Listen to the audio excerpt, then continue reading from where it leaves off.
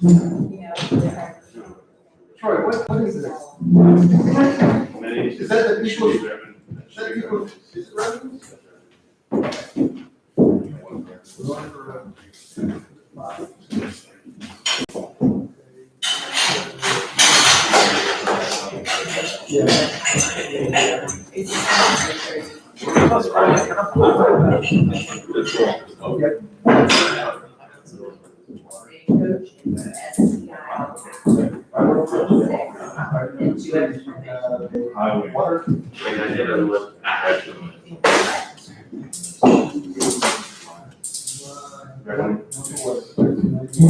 Not so easy.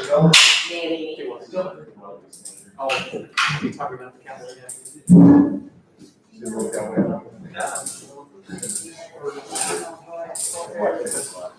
See, I don't know where. Yeah. That's the one.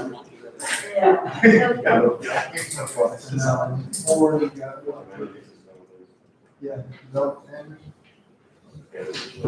Chief of development.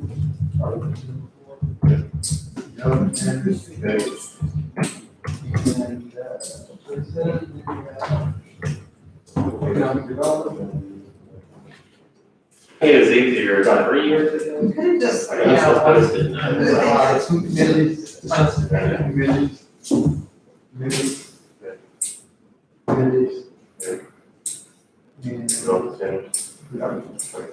Okay, lowest priority, amenities. That's five, okay, lowest priority.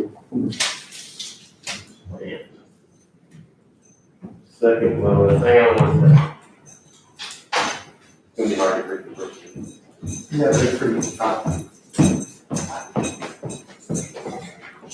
Okay, so number 4 would be development standards.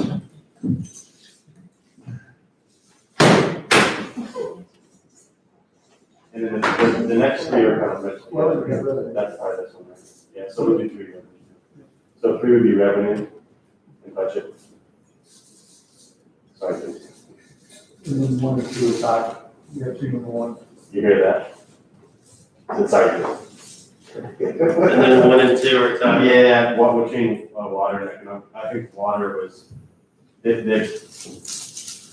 water and budget. both the same.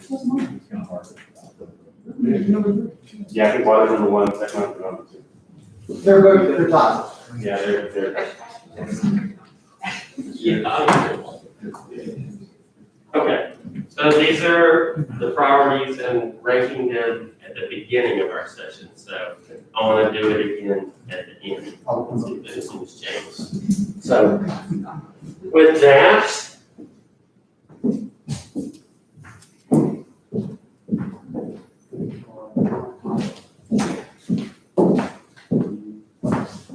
all right, we're going to move to our item 1, which is an overview of the 2021 proposed budget.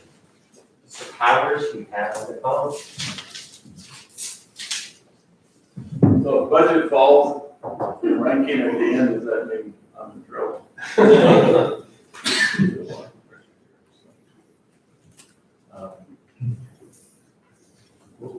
Ooh, that didn't show up too well. Just wanted to give a visual overview of the fund structure of the city. We're not going to go into details, but government does what we call fund accounting. It's not just one big pot of money that can be spent on however it's decided. There are funds that are restricted by state statute. There are funds restricted by ordinances that the city council has adopted. There are funds, when I say funds, it's lots of money. There are funds that are restricted by the debt that was issued to fund those capital projects. So there are a lot of revenues from different sources that come into the city And we in finance, in the budget process, and work with departments, have to keep them all in the right buckets. Now, there are many ways to move money from one bucket to another, but that always requires going back to you or having you adopted in the budget. So the city manager can move money within a city department, but not between the two funds. So if there's a shortfall or a need in the police department, he can take it from the fire department, you know. I mean, Never been known to happen. Yeah. But they carry access.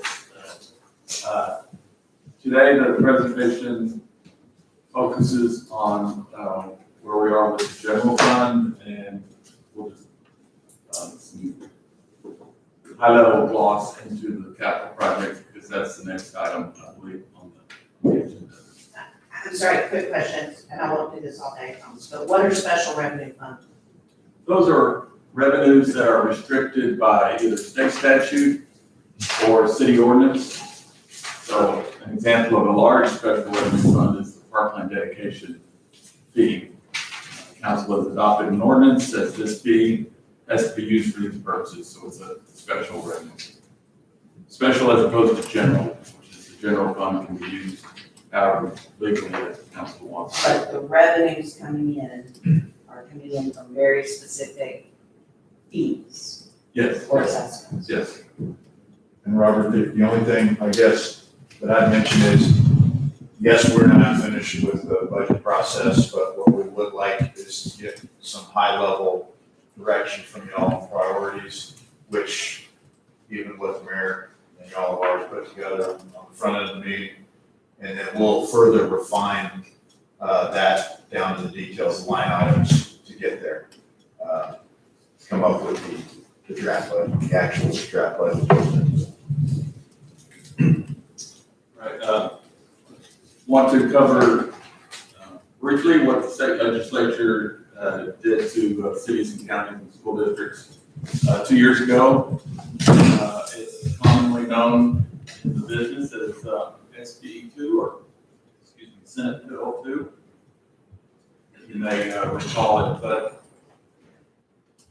in a nutshell, Senate Bill 2, which was adopted by the state legislature in 2019, limits how much above what we used to call the effective tax rate, how much you can go above that rate until you have, the council would have to call an election. For those of you that have been on the council, you remember that the effective tax rate, which is the old term, was the property tax rate that would bring in the same amount of taxes on the property that existed last year. So, and then a city could go up a maximum of 8% above that rate.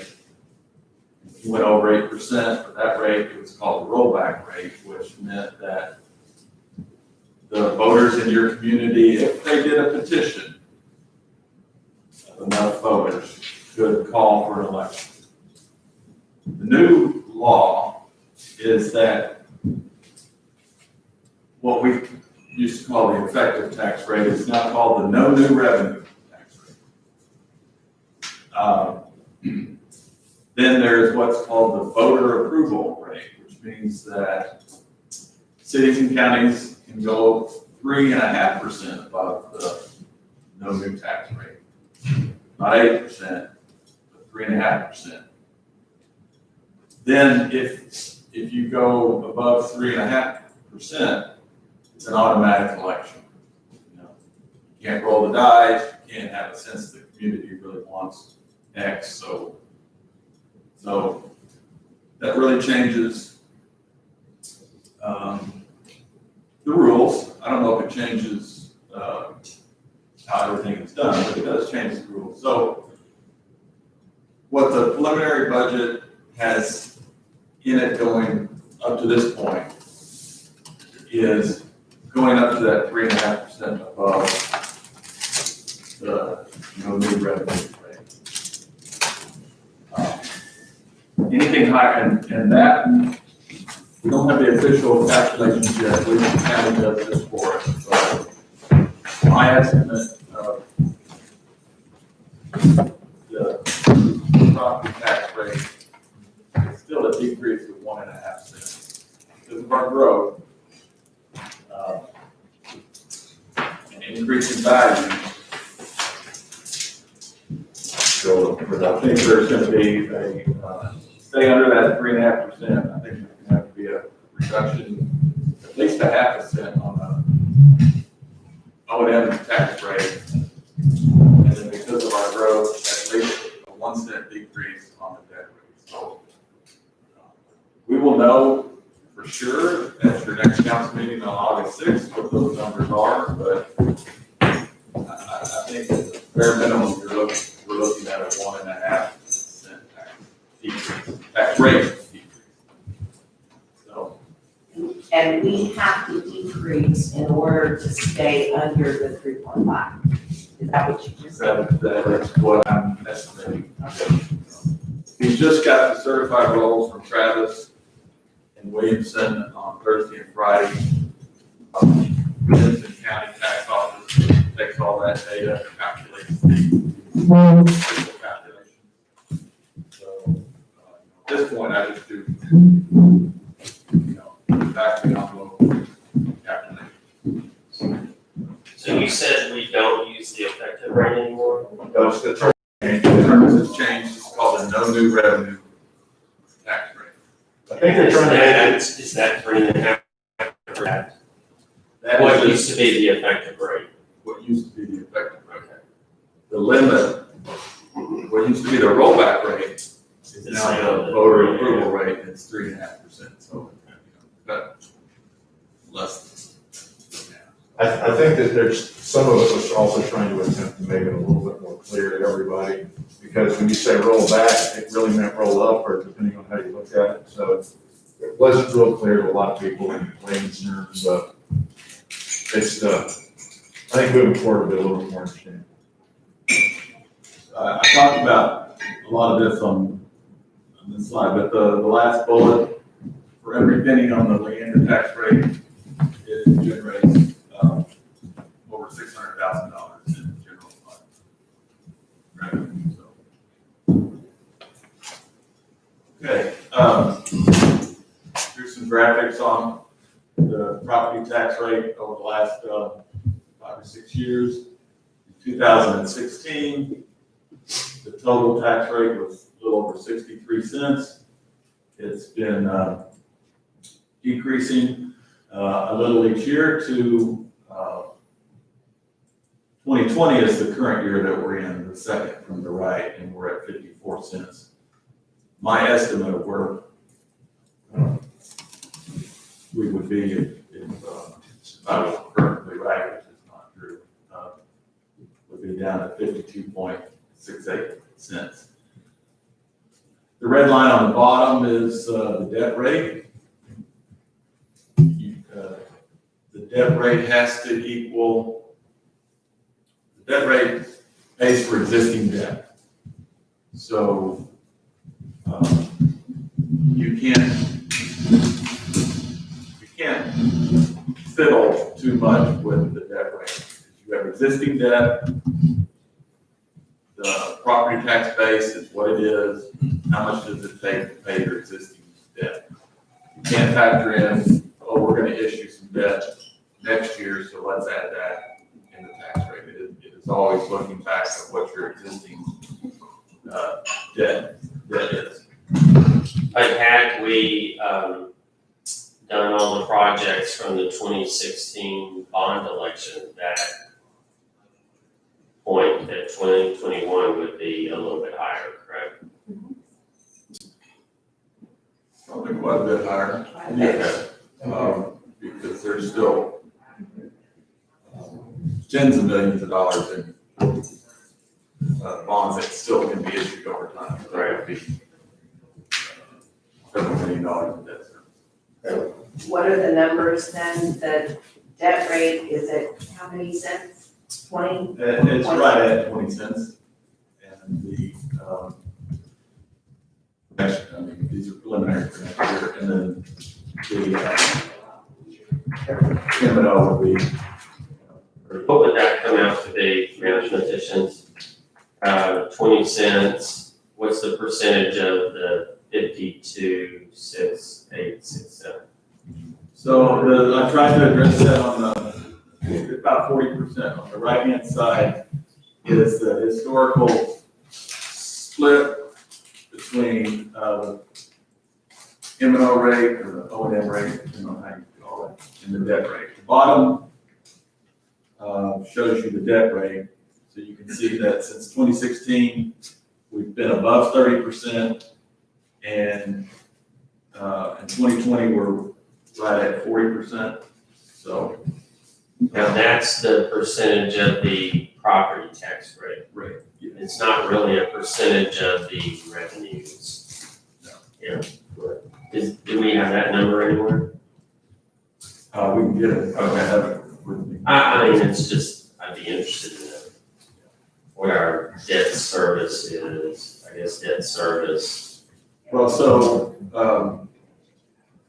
the general fund side of the tax rate will bring in about $20 million next year.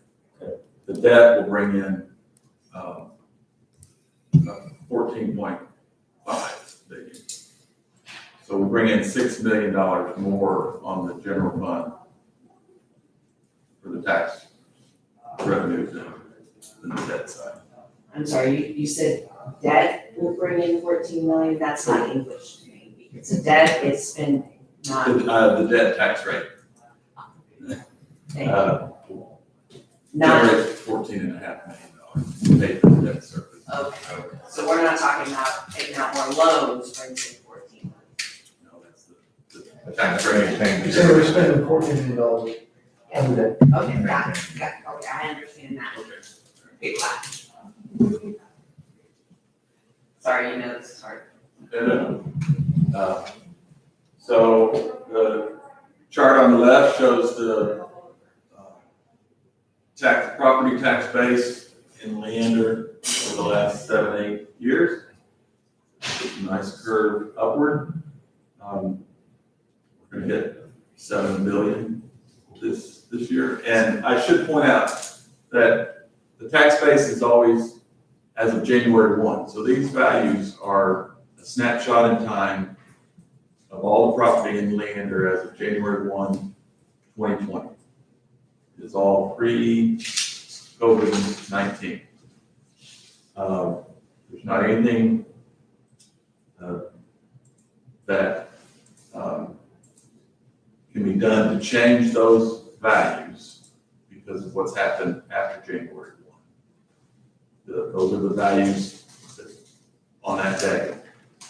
What we need to keep in mind, or what I would encourage us to keep in mind, is what January 2021 is going to look like and January 2022 is going to look like. So, and those of you that are more familiar with the residential market in and around Leander and Williamson County might have a better sense. You know, our properties staying on the market longer, people having to drop their price. That doesn't affect us this coming budget. But it will impact us in the next 2 years. And Robert, just to be clear, just because we have 7 billion worth of value on the ground and an estimated amount of property taxes coming in, we have no idea how many people aren't gonna be able to pay their property taxes this coming year. Correct. Is that what you just said? No. Okay. What we're looking at is we're trying to be conservative, looking out into the following years, because since the economic conditions outside of our footprint, you know, whether you're talking about the greater Austin area, Texas, the nation, we think a conservative approach is probably the best thing to do, because even if and then anything after that is great, because everything is so interconnected, as we've found, just on international trade, on whether you're talking oil prices, hurricanes, we've got a lot of relevant things, COVID. Ultimately, it could affect our market maybe not as much as others, but it would be naive on our part to think that we live in basically the world is flat, stops our city limits. That's how we're approaching it. With Robert's much more sage, advice and steady hand rather than my platitudes. Do you have any idea what kind of cushion percentage? Like, are we planning for, let's say, 20% of not receiving property taxes? I don't know what that magic number is, I don't know what the market is saying. It's easier to talk about the past. So, historically, we budget a 98% collection tax rate, which, when I first got here, seemed high to me based on other places I've worked, but not huge. I mean, people pay the property taxes because if you don't, you can lose your house. It's not being laid on a credit card. So, but 98% is a lot better revenue-wise than 96%. It may not sound like that, but we're talking big dollars here. Well, we've always, those of you that don't trust my government math are gonna laugh. We bring in over 100% every year. Now, how do we do that? Well, there's something called rollback taxes, which in development, if you have, 100 acres, or even smaller, and you put a couple of cows on it, it's not taxed. It's got an agricultural exemption. The developer buys it, subdivides it, starts to build on it, then the cities historically would get 5 years of property taxes. So you would get a flood of unanticipated revenue. So that's why we would, even though we didn't budget for it, we didn't estimate for it, when the dust settled at the end of the year, we were always 101, 102% above what we budgeted. But now it's only 3 years. Now it's only 3 years, and also the pool of available land in Leander is shrinking. Yeah, that's Because Well, land they'll keeps eventually start. allowing subdivisions to come in, But, but it's hard for, we've adjusted it down to 0.5% collection. That doesn't sound like much, but, I'm trying sorry, to be, you're planning on what? to lower it at 0.5% of like that rate, so. It's still a lot of money. Yeah. So 97.5% collection rate. But we were at 98.5, I'm sorry. So Oh, I'm it's sorry. 98, yeah. Okay. But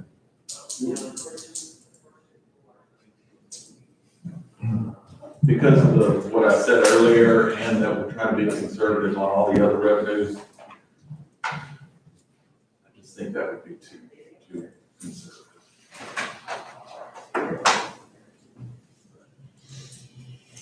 Unfortunately, time will tell. So the other major revenue source in the general fund is sales tax. The chart on the left shows the annual sales tax collections for our 1 cent sales tax over the last 4 or 5 years. Even though the current year 20 and the preliminary 21 are flat, we always have done that. We have tried to stay, we've not tried to project growth in sales tax. We'd rather have it come in the bank and know we've got it, and then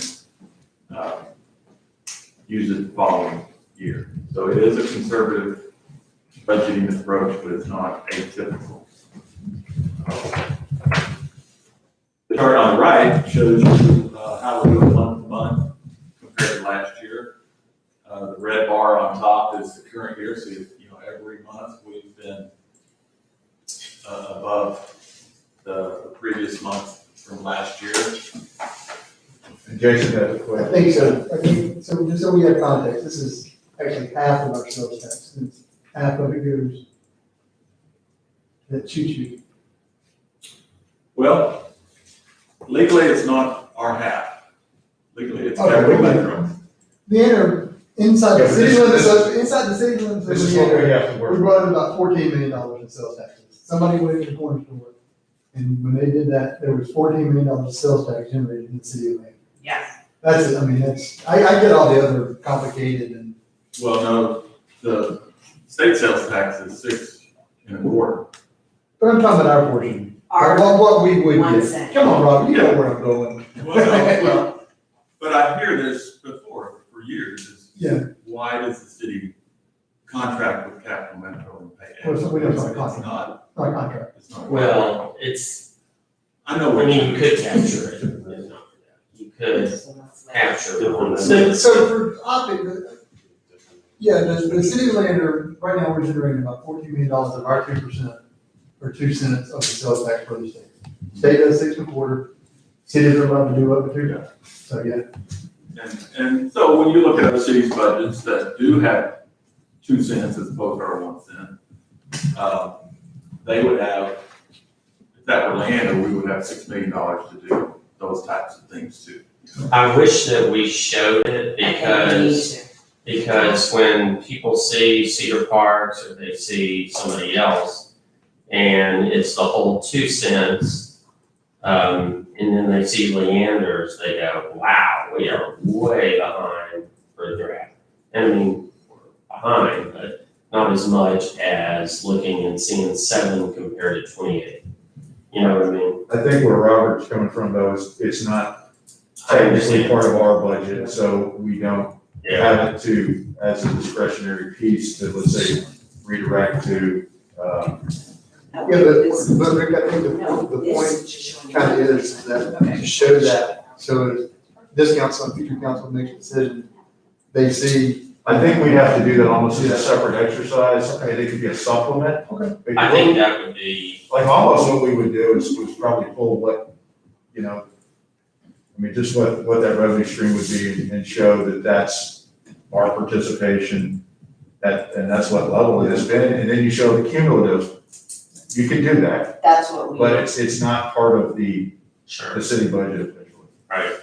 And then also the difference in our increase so far for this year, Yeah, we correct had- me if I'm wrong, that's also because of the new law that says wherever you purchase the item, that municipality gets the sales tax. And where it ships to, Well, where it receives I'm it. sorry. Well, yeah. the point of sale, but it wasn't there a delay in part of that, In part of it, so it's not fully. it's not fully implemented, and I don't know how much of that increase is it, but it is an increase. Yes. When will we know? Well, so the piece that has, the city of Round Rock concerned because of their agreement with Dell, that has been, in the comptroller's rule that would implement the law. And I don't fully understand the differences between somebody out on the internet having to pay Texas taxes versus why Dell doesn't have to distribute it. But for a company like Dell, the change won't go into effect until October 2021. Now coincidentally, there is a state legislative session in between. Yep. So it's, nudge, nudge, wink, wink, go talk to your state legislature if you don't like what the comptroller is proposing. And, and the cities around the state that have deals like Dell where they would be impacted are gearing up for that fight. So it's not 100% certainty that piece will stay. Okay. But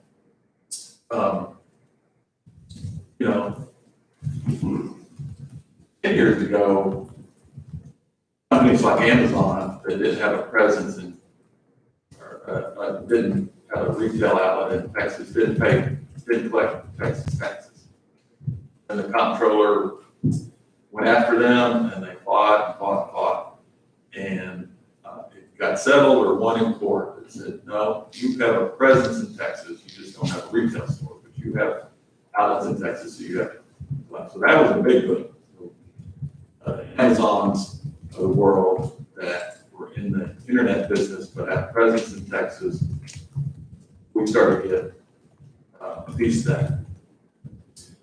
The things that happened a year or two ago, 2 or 3 years ago, was if you're just a retailer out in the internet, you don't have any presence in Texas, but you're selling to customers all over in Texas, that the state can levy a tax. And so it was, you didn't have to have a physical presence, but if you were of a certain size, you had to collect Texas taxes. So, and that's what we're starting to see come in. It's not huge, but it could be. The trend's going to be that way. The Dell thing, I don't know exactly why it's different, but I know it's different, and it's. Where we think it could be huge, obviously, is post-COVID and people working from home, and this market in particular, because it's more tied to tech and people having the greater level of mobility to work from home. So as soon as we know something, and hopefully there won't be a massive change, but with the state's revenue challenges it has, who knows? I mean, really, honestly. I think March showed that it's really, they say this, it may be better for Leander in the short term if people order more online than they go to Cedar Park or somewhere and actually buy it from Best Buy or Target or whatever. You know, rather if they stay home, it makes a big difference to us. We were up 25%. Other people that the opposite happens, you know, theirs was down. So maybe we need to do a, while you're at home, shop online. Right. Okay, thank you. That sells tax. Yeah. And then this is everything else. Development fees, which for Leander are a very significant source of our general fund. This is all general fund revenue stream. And then on the far right is, you know, everything else from traffic tickets to park and recreation fees, that sort of thing. But on the left-hand side, the development fees. This includes, you know, all the building permit fees that go into the general fund, not water and wastewater impact fees, but the building permit, the electrical permit, fire review fees. Robin's department, zoning applications, subdivision applications, all of those fees are in this chart to the left. There's also one significant piece of revenue that's in that chart, and that's what we call the construction inspection fees. So, you know, that's Wayne's department that brings in and is responsible for that activity. But when a developer comes in and builds a subdivision, there's X millions of dollars in public improvements that will need to be inspected, permitted, and that sort of thing. We charge 3.5% times the value of those improvements to cover all the engineering and planning and inspections time for that subdivision improvement. That money comes in big slugs. It is hard to work with. It's not hard. It is risky to just assume that it will always come in like water sales or other things that people need every day. Because, you know, subdivision is one project at a time. You know, once those fees are paid for that subdivision, there's not another recurring fee that comes in. So the estimate for next year shows over $1 million decrease from what we're estimating this year. That's not necessarily being pessimistic. We've always budgeted the construction inspection fees low. Because if we miss it, there's no.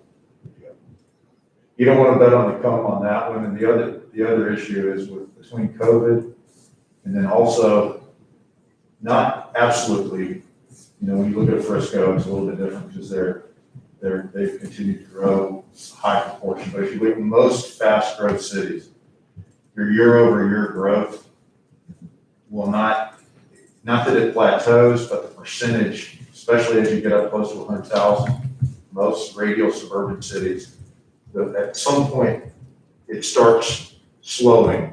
And if you're kind of betting on the come that it'll continue like that year over year, it's probably not being conservative enough. And so, again, that's where it's kind of in the gravy. But I think we have to look at the context of what would happen if the whole mortgage world changed overnight. And we could still be the fastest growing city in the country. But that's because also everybody else is slowing at maybe even a larger rate. So we want to be careful, obviously, moving forward. So these development fees go into the general fund. Yes. They're not earmarked for infrastructure or capital improvement. No. And so we know that in the next 10 years, this is gonna drop down dramatically. So what my fear has always been is we have millions and millions coming in from development fees. We're taking out bonds and loans and all kinds of things. And we're using this as part of our justification to pay for it, but we know this is gonna go down. We're hoping, I guess, property values make up the difference. Property tax. It's a very good concern. There are expenses associated with bringing in these fees that would go away as development would decline. We pay third-party testing firms, Good point. inspectors. Yeah. Good point. Reviewing engineers. Yeah, of Reviewing course. engineers, so staffing might, if it's a prolonged decline, as attrition happens, you might have fewer inspectors. Or at least hold it steady, because our levels are admittedly, if you start looking at where we're at population-wise, in certain areas, we're still so light, it's ridiculous. What it might mean is we kind of flatten that growth, at least in those areas. Robert, will this be the first year that our sales tax that we bring in is larger than the development fees?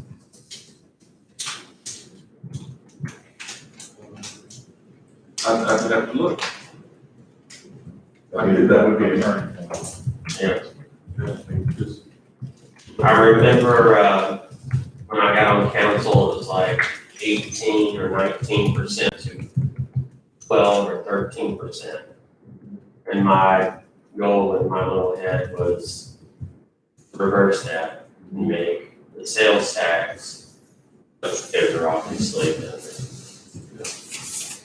so I'll get back to the office. Okay. That'd be interesting to know. One other thing that we do in our budgeting philosophy practice is we try to be conservative on revenues, so that we want a surplus at the end of the year. One, because you can't run a deficit, so we want a surplus, but then that money is then recommended to you to go into capital projects for the next year. So it's, we don't have it, we can't spend it, but if we have it, we're not building it up or funding other programs that have recurring costs.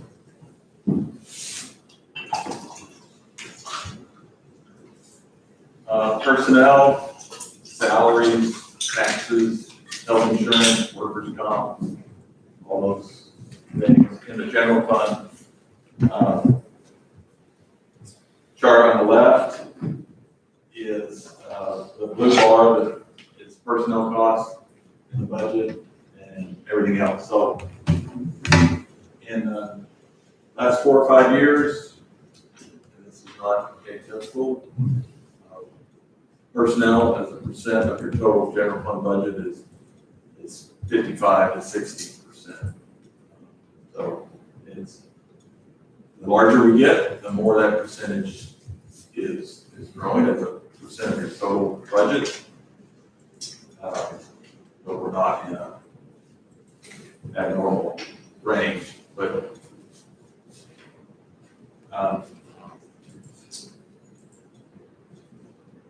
personnel costs is one of the reasons that you've heard me say it's split between the debt tax rate and the M&O rate. Is that when cities incur debt and build things, not everything, but a lot of that stuff that gets built with debt has recurring maintenance costs. Well, it's people and contractors and that you have to pay to maintain things. And you often will see older cities where they get into a financial crisis, and the first thing they do is they cut back on all the maintenance of the streets, cut down maintenance of parks, and lay off all the cool and fun stuff. So that's why I've tried to put out a kind of a marker on the debt rate versus the percentage of the total rate, just to keep in mind that as we grow, those personnel costs are going to become more and more of a fixed part of your budget. They kind of track up with everything else with your debt. Do we have any apples to apples comparison with what percentage other cities in our growth state and our size are? I don't. Because when you say 55%, I have no idea, is that good, is that bad, is Well- that high, is that low? Well, let me say this. That's low. I think it's very low, actually. I think I know some other cities where it's probably, isn't it 75 in some cases? In some cases, and the bond rating agencies will often, on a macro level, that cities across the U.S. will put out reports and studies, so I can look at the literature. That would help us in Yeah. understanding the context. And I think the one thing is where we have, I think we've got some examples of other cities in Texas that have grown as fast as us. I don't know how much historical data we can look at where they were at the same time and their growth pattern. Everybody's got a different tax base. You really have a different local economy depending on what part of the state you're in. But I can say this, I know of several cities that are not that much bigger than us, maybe 30,000, 40,000, that basically have double. I mean, double our staff level. Now, it's not an absolute. Some even are probably approaching triple. It depends on your level of service, what services you provide. So you take a city that does trash pickup in-house, that has in-house transit, even if that's federally funded, and several other service pieces that we wouldn't have, and it would be unfair to compare those. I think you have to look at really where a 1-for-1 is, and even that's going to be, the number of MUDs. There are other cities that most of their utilities are really through MUDs. They'll have a dozen MUDs or PIDs. So I think however we would look at it, we would need to get real apple-to-apple peers. Is that gonna be difficult to do since we're playing catch up? They're all, every fast growth city is playing. So we would actually try to find the ones. You can still do it as a percentage. Right, That's, We would try to find the ones to even look at their historical data when they were at the same, radial. I would try to really look at ones that are, 18 to 30 miles from a downtown in Texas, suburban, that grew and became something between 80 and 120,000 people. I mean, that would throw in several cities in the Austin area, numerous ones in the Dallas area. It would throw in Pearland, a League City, it would throw a bunch of, probably as close we can get. And we can kind of interpolate from there but I think my gut is at the same growth point, we're lighter than most.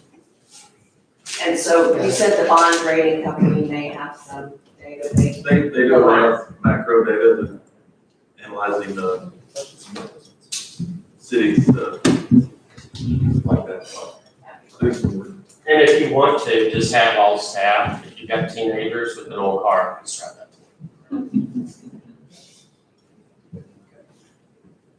All right, just, so you know the lingo that we speak. We talk about the base budget a lot. The base budget is kind of the status quo budget. What budget do the departments need, does the city need to continue in the same level of service, same program that we're doing now? So it doesn't mean the same dollar amount. If the cost of fuel goes up, goes down, if the cost of chemicals goes up or down, that if you're still doing the same amount of work, it's your base budget. But it does not include requests for new things, new programs or new people. Supplements are what we call enhanced, or other places call enhancements or adjustments to the base. A supplement is a new program, a new position that a department is requesting. I'm sorry, who's the engineering CIP manager? Terry Cole. So, here's my question, how's that new position since she was already? Right. Well, it was a new, We had, we backfilled well, open? that's where Ross is. Gotcha. And so, So it's not new, he's a new employee, but we had an assistant city manager. The CIP manager was created, so that's a new position. Terry moved to that position and her Gotcha. existing. And Ross took her. Yeah. Got it. Okay. And just FYI, Terry is resigning effective August 14th. and so that's the first I've officially heard that too. So the other thing is that will be one of the positions that can charge to the CIP projects rather than to the general fund too. So it's one of those ones where we need it, and it isn't necessarily going to be a big burden on our general fund. So it's kind of a wash away. Let me make sure I heard that correctly, you're saying that they're gonna charge the CIP manager, It needs to be charged to capital projects. so Pay the bond. 35,000 feet, you're saying that every project will take a little snippet of money out to pay for that position. Yeah, there may be So that's some, gonna there may be increase the some cost that of don't, there may be some that don't, so we might have some costs, but it'll be, majority of it should be able to charge. What is that, what's the benefit of that? Is it just kind of, Well, the benefit is is, it semantics? no, but a lot of cities, those that deal with the capital projects that are bond funded, that's often a charge to those projects rather than general fund, because let's say you got to a point where you're not building any more bond funded projects. Well, some of those positions you theoretically can phase out, or they can be transferred to a different role, but it is a cost. But a lot of our, I'm sorry, in the engineering department, Wayne, you can correct me if I'm wrong, the CIP manager, not all engineering stuff is, bond funded CIPs, they're infrastructure. A lot of stuff. Yeah, and so that would not be their focus. We would be trying to bring efficiencies and management to So the is there CIP projects. accountability and time to that? Right. Oh, yes. Yes, I mean, the accountability is, we're trying to minimize change orders. We're trying to minimize overruns. We're trying to ensure that these things are scoped and done on time. The other thing that we have done, and David is our first example, is we've reclassified David as project manager. So we're already into that model. So it wouldn't be all the portion of David's time will also go towards the CIP on eligible projects. So it pays for itself. Yes. So let me ask It this. should pay itself, honestly, it should pay for itself in savings. So let me ask this, if we do that, is there any flex in that position? Let's say that there's another project that we need help on. Is that individual allowed They, to work on those other projects? Instead of getting paid for they the- could, we'll have to line item out that project, so that's a general fund transfer. That's how we can track it. So Rick, you do not have a new position of ACM? That's in a different section. Okay. That's in a different section. This is just what happened last year. This is kind of what we did, yeah, effectively, as we were running. Just a quick question on the base budget. Zero budget is another way of, another type of budgeting process, right? It is. Have we ever done that, or is it just not feasible to do so? Well, at the risk of dating myself, I remember when I was young and zero-based budgeting was kind of academic buzz. And I don't know any place that really implemented it. At a insurance level, that makes start at zero and build your budget from zero. Now, It seems very laborious, but I don't do Yeah. it. So, just, I don't think from practice to theory or theory to practice is, there's other variations of, if the fire department had a $5 million budget last year, start at $5 million and tell us what you can do with it, you know. We don't do that, we say, tell us what you need to do the same thing. We don't give you a flat dollar budget. But in a situation where there is, you have a major purchase involved that is not going to be needed, you have We a big take out, budget, we take out those one time. okay, so it's not just automatically renewed the same. Hey, Robert, we can work on that language you use. So, say that the credit card, you know, our credit limit has been declined, so. Can't file another application. Get it increased. Now, I do have. Is it that easy? Gosh, I've been working it wrong.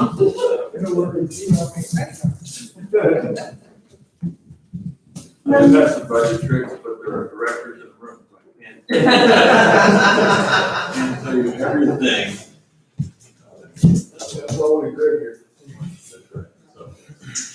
So, this is the last slide with, on the top. So, where we're at now is the base budget, the projected revenues compared to the base budget.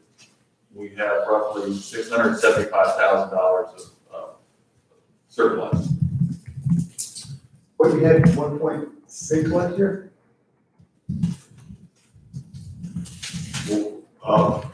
Sorry. This is a surplus that can be used for recurring project.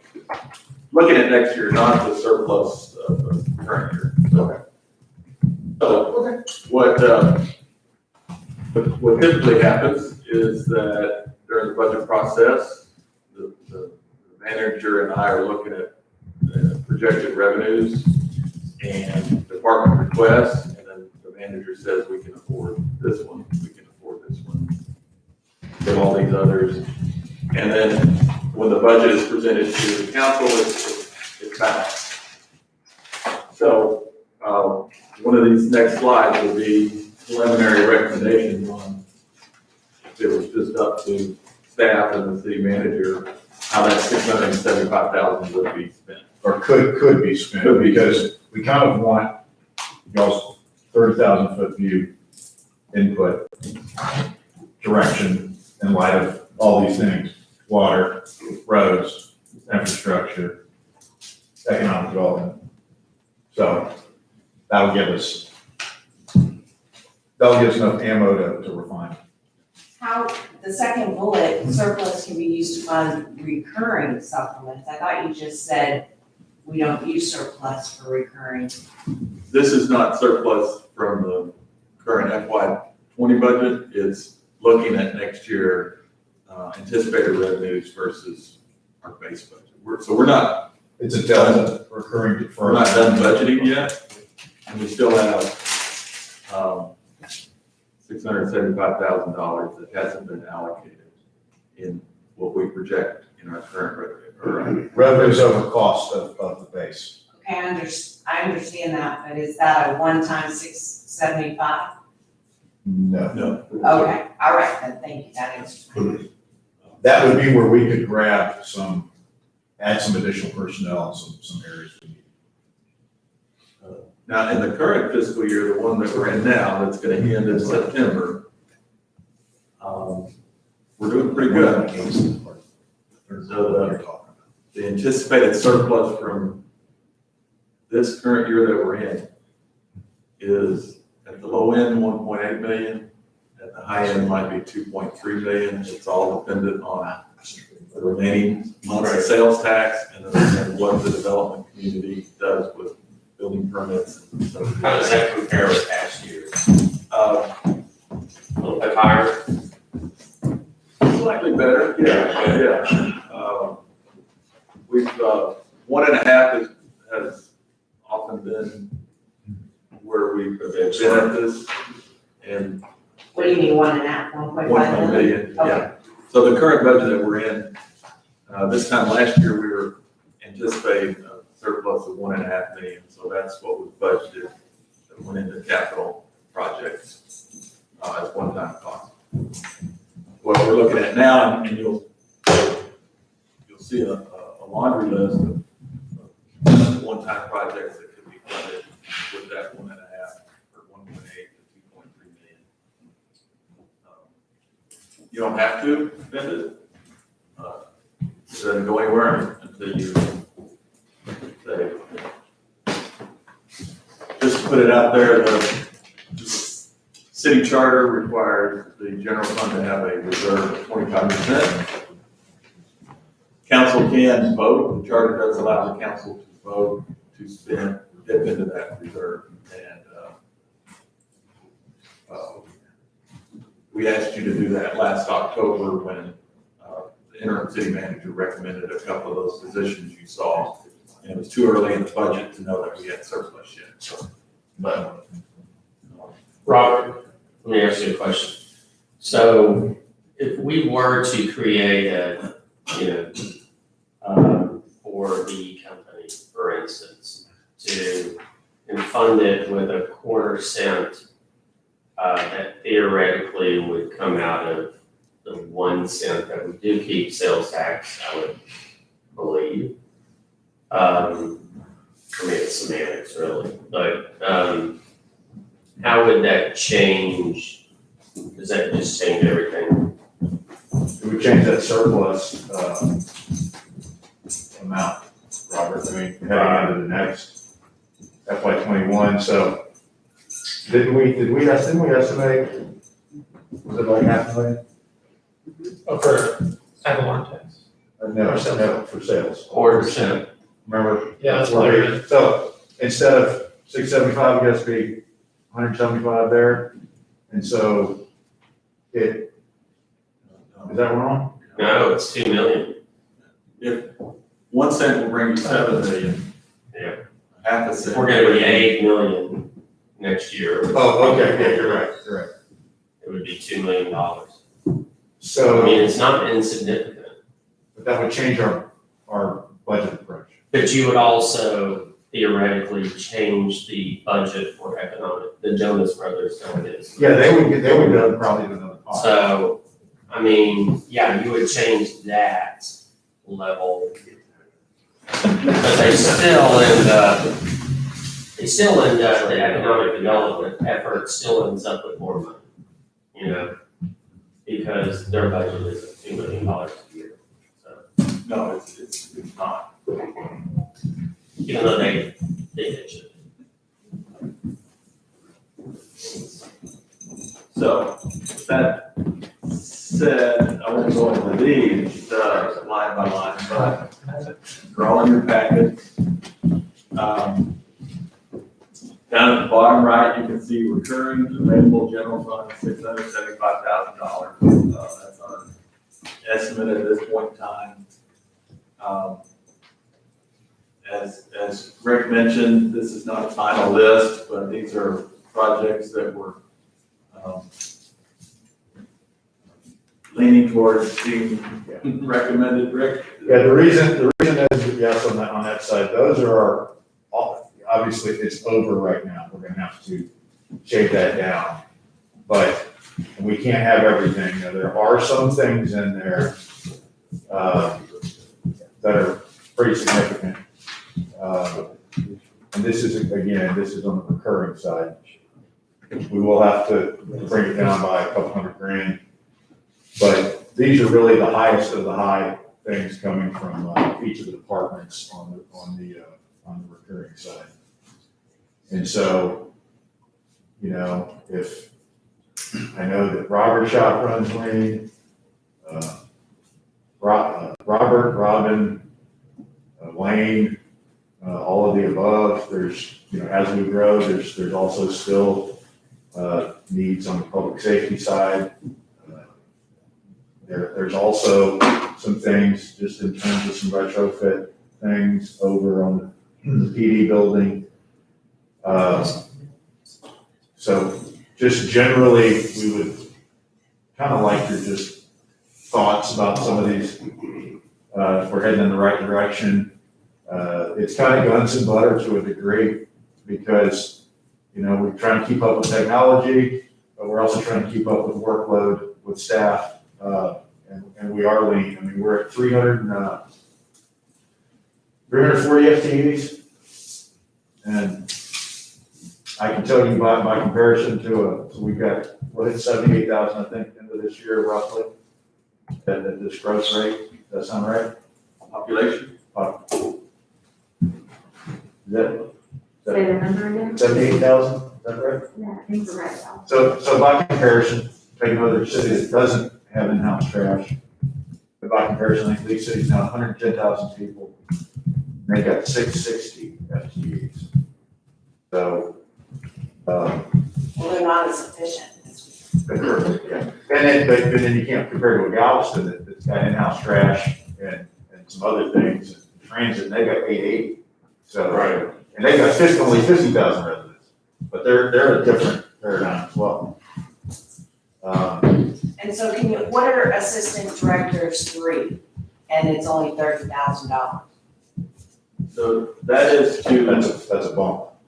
that is to take existing positions in those 3 departments, finance, public works, and the parks department. Take 3 existing positions and reclassify them to assistant director positions. I would, in the essence of your time, I'd like to just flash forward on the slide so you know what's here, and then I'll leave it to y'all to Of course. re-rank this and put this at number 1. One of the things that the city manager wanted to look at is if we Do better. or do better than, you know, COVID-induced recession might be thinking right now. So if we do better, what are some first on deck supplements that might be brought forward to the council sooner rather than later? So this is what we're calling potential mid-year adjustments for your And keep in mind, all of those staffing levels you're getting into fully burdened. So that's with insurance, FICA, and all that good stuff. So if a position, let's say the top one pops at 86,000, that's not actually what their salary is. I guess it's probably 62. to. Is that wrong? You probably know that one. Closer to 70. Okay. And these are not sorted by rank, they're sorted by department number, so my department comes out high. And so what is a community engagement manager? That's like a very small version of Mike there. For $91,000. Yeah, why? That's not their salary. The salary's like 65. No, we get all that. He just, I'm sorry. But then we're gonna give them Explain 30. that. But what is their job? That's what it's costing for insurance and retirement, Yeah. FICA and all that. But what is their job? Mike, So their job would be supplementing a lot of the partnership that I do with planning and development, a lot of our neighborhood coordination as well as economic development. So there's a number of different tasks and initiatives community-wide that we support. it really would also help us move from being more of we'd be more proactive, be able to allocate our time, be more proactive in many areas, because most cities, once they're up in the 70s, 80s, usually have an adjunct to the PIO at this point. Where in here is the ombudsman person that Well, we've said we desperately need? we have, we've got two things. To go back to the other slide. Okay, so That's one to shut up. right now, the top one would be an ACM over the development side. So that would be something akin to what David's position was previously, but also would probably be somebody that's actually been in the planning and development services side, probably 20 years, roughly, as a more dedicated maestro on that side. But I wouldn't see an ACM and holding a developer with an issue through a No, project. that's a different position. Who is that position? So we'll get to that. That'd be an assistant to, basically, it'd either be an assistant to, or it would be a designated ombudsman. You could do it either way. And so knowing that development services is where our focus has been trying to build that up and support it both in technology and staff. And how we had approached it was to be, could either be one or the other first. Obviously, what I had it in here right now as was gonna be an assistant to special projects and embed them over there, get this running correctly, in terms of developer feedback and things like that, and that handling piece. Knowing that later, if we had to pivot them, let's say we go with an ACM, that would be an option. And then what role then does David's encompass? Well, he's a PM. I understand the words, I don't know. Okay, so he is managing capital projects. So Terry is just over the engineering. Every department will She would have, be all the capital, but she would be managing the CIP book process, procurement, all that piece. David, for example, if we did cradle to grave, David probably would have managed the entire fire station or Lakewood Park as a designated PM, rather than having a department head. Is that a safe assumption, y'all too? Absolutely. Because what we've already found with David's background, we're able to hone in on things that even our contractors, our engineers, our architects are not getting right. And this way we can catch it before, on a plan set, before that becomes a construction drawings, and then something in the field that creates a mistake that everybody does this on later. David is a professionally trained as an architect, and then you've got, 35 years of project management experience?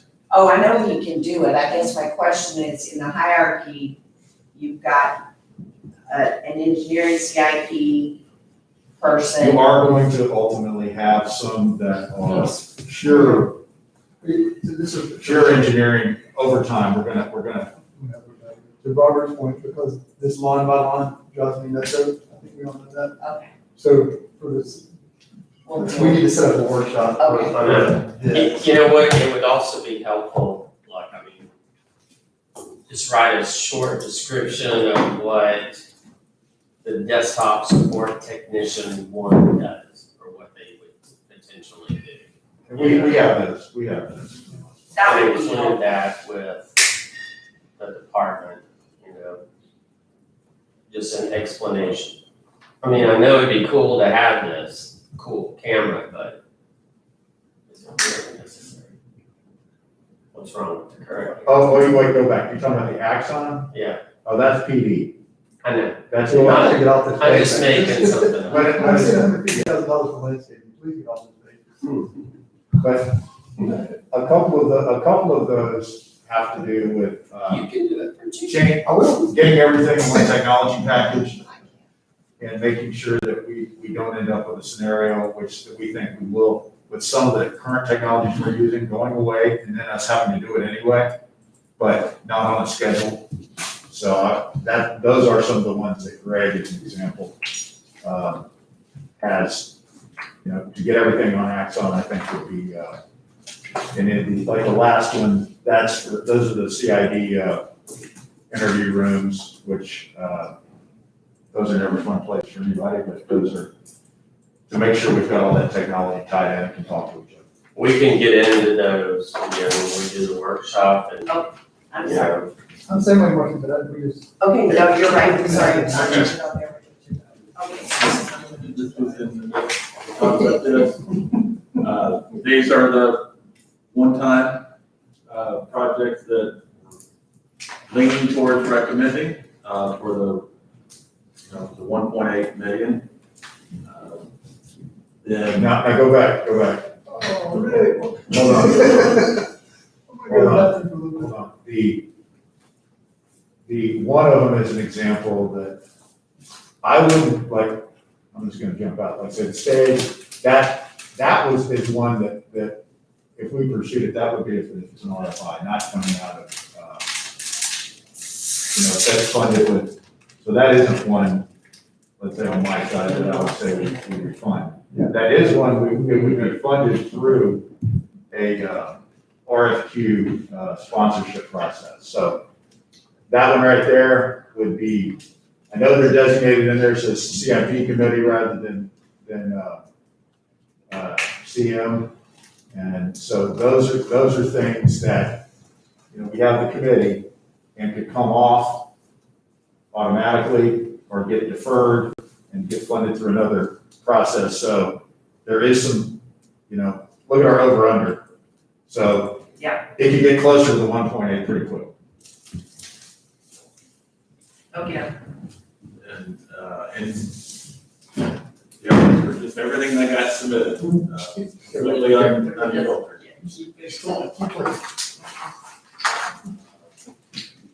And, just for your information, as you go, for your next topic, these are projects that were completed, will be completed in FY 20, the current year that we're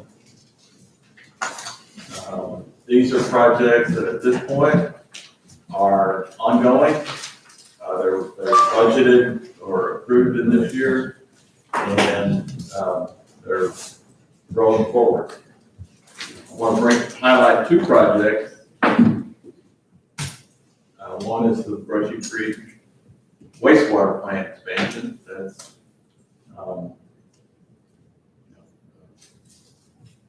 moving forward with that project is the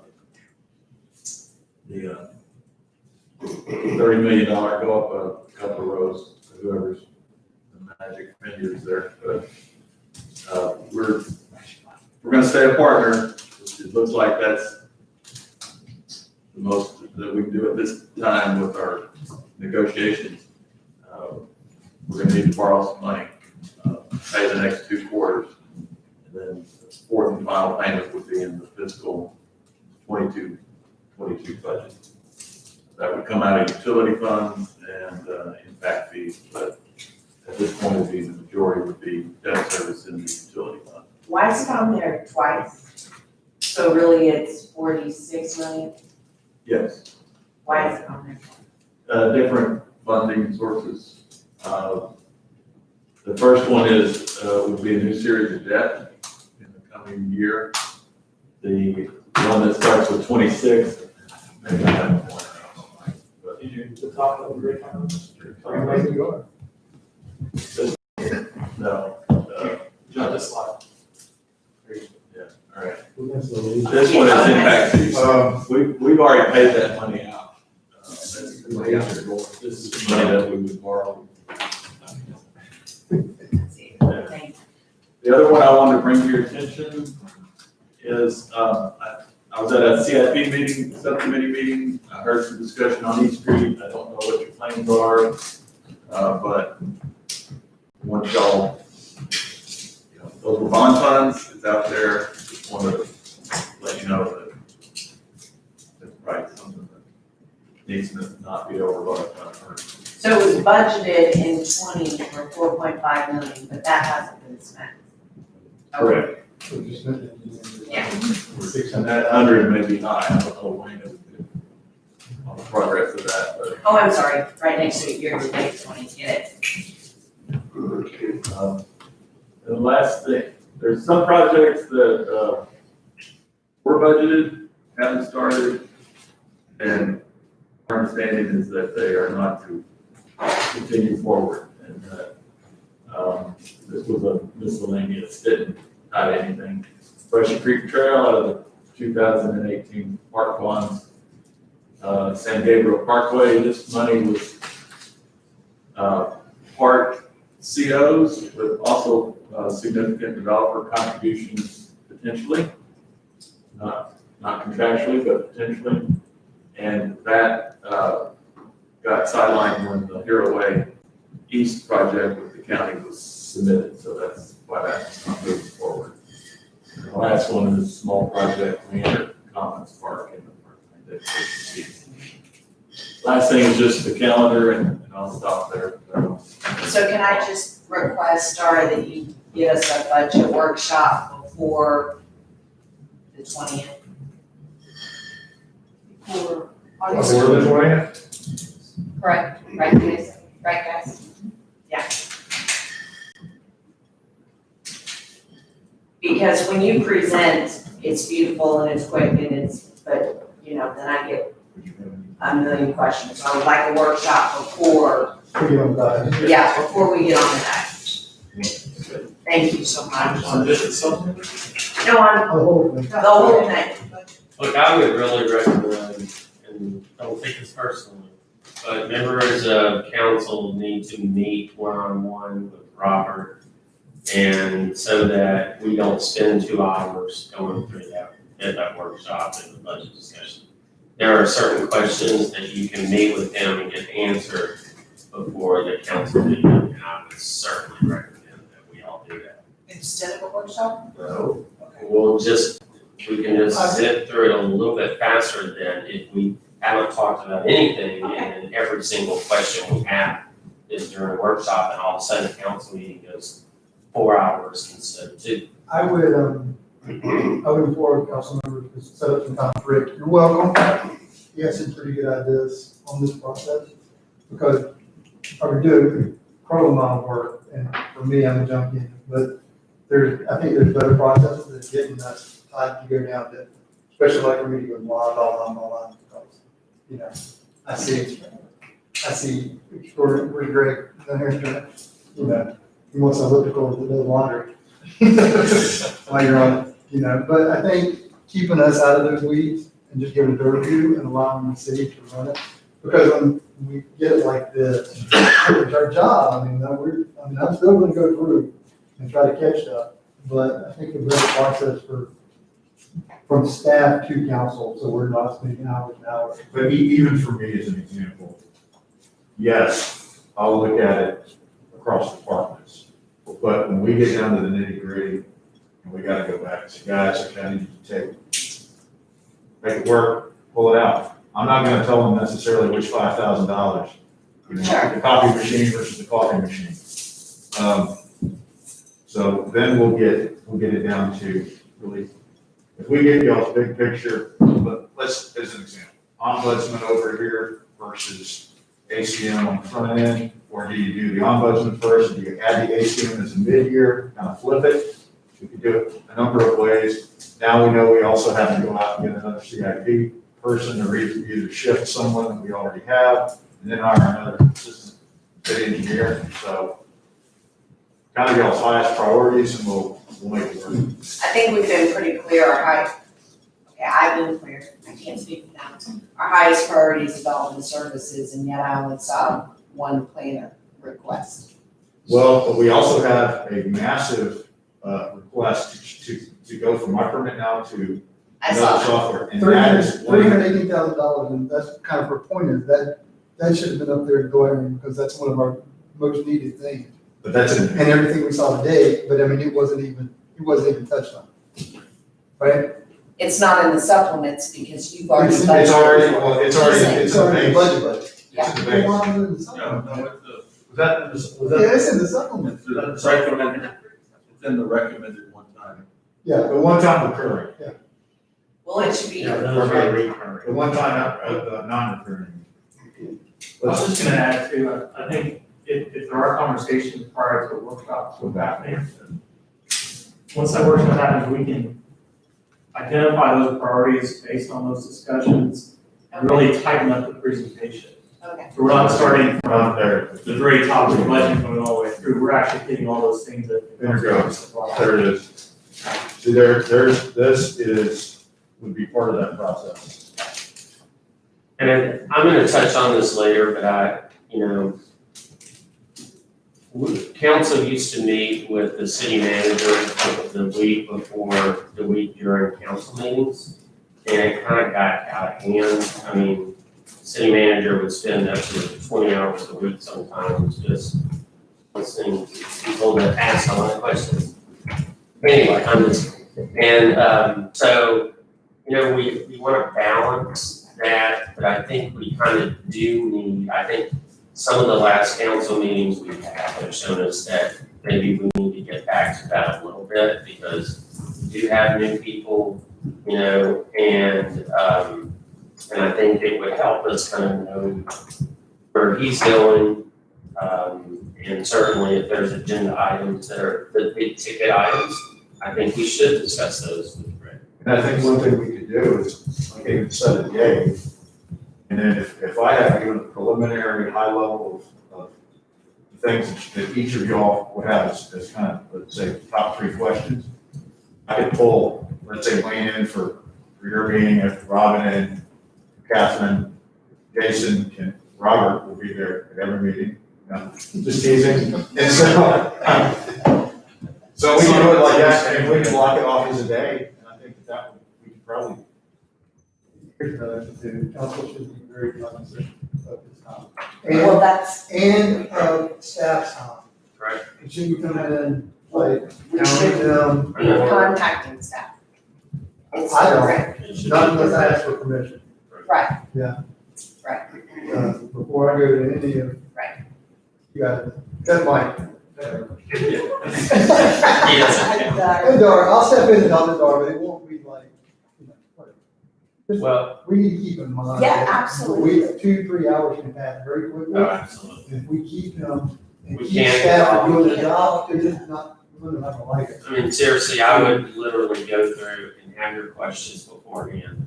Look at the item, look at the topic you want to talk about, have your questions written down, and just stick to those. Don't wander off, the reservation and talk about blah, blah, blah. Just stick to the questions. And that means. Free rein. Oh, no, she put it You don't need that much to use well. Since you brought it up. We had some talkers. Internal filibuster. Okay, so Okay, we got it. we're gonna take a break. Dara has keys, right? How long do you think we should, 15 minutes? So it's 10:30. We are adjourned till 10:45. Thank you, Robert.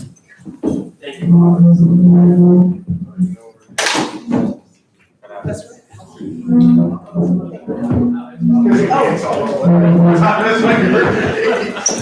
Where are the room? He does